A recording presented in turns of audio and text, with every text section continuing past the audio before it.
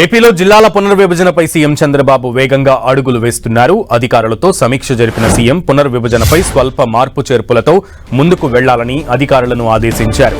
జిల్లాలు, డివిజన్లు, మండలాల పునర్విభజన ప్రాథమిక నోటిఫికేషన్పై వ్యక్తమైనటువంటి సూచనలు, సలహాలను పరిగణలోకి తీసుకుని ఈ నెల 31న తుది నోటిఫికేషన్ జారీ చేయాలని సూచించారు. గత నెల 27న జిల్లాల పునర్విభజనపై రాష్ట్ర ప్రభుత్వం ప్రాథమిక నోటిఫికేషన్ జారీ చేసింది.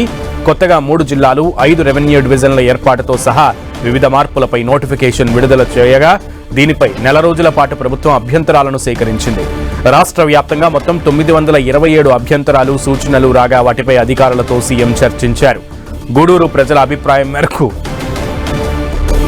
గూడూరు నియోజకవర్గంలోని 5 మండలాలను తిరిగి నెల్లూరు జిల్లాలోనే కలపాలని అధికారులకు స్పష్టం చేశారు చంద్రబాబు. అలాగే రైల్వే కోడూరును తిరుపతి జిల్లాలో, రాయచోటిని మదనపల్లి జిల్లాలో, రాజంపేట, సిద్ధవటం, ఒంటిమిట్టను కడప జిల్లాలో విలీనం చేయాలన్న అంశంపై చర్చించారు. అయితే దీనిపై తుది నిర్ణయం తీసుకోవాల్సి ఉంది. విస్తీర్ణ పరంగా పెద్దదైన ఆదోనిని 2 మండలాలుగా విభజించాలనేటువంటి అభిప్రాయానికి వచ్చారు. మరోవైపు అనకాపల్లి జిల్లాలోని నక్కపల్లి డివిజన్ బదులుగా అడ్డరోడ్డు జంక్షన్ డివిజన్ ఏర్పాటు చేయాలని నిర్ణయించారు. ఇక మునగపాకకు అనకాపల్లి డివిజన్లోనూ అచ్యుతాపురంను అడ్డరోడ్డు జంక్షన్ డివిజన్లో చేర్చాలని సమావేశంలో నిర్ణయించారు. రంపచోడవరం కేంద్రంగా ఏర్పాటు కానున్న పోలవరం జిల్లాలో ఎటువంటి మార్పు చేయలేదు.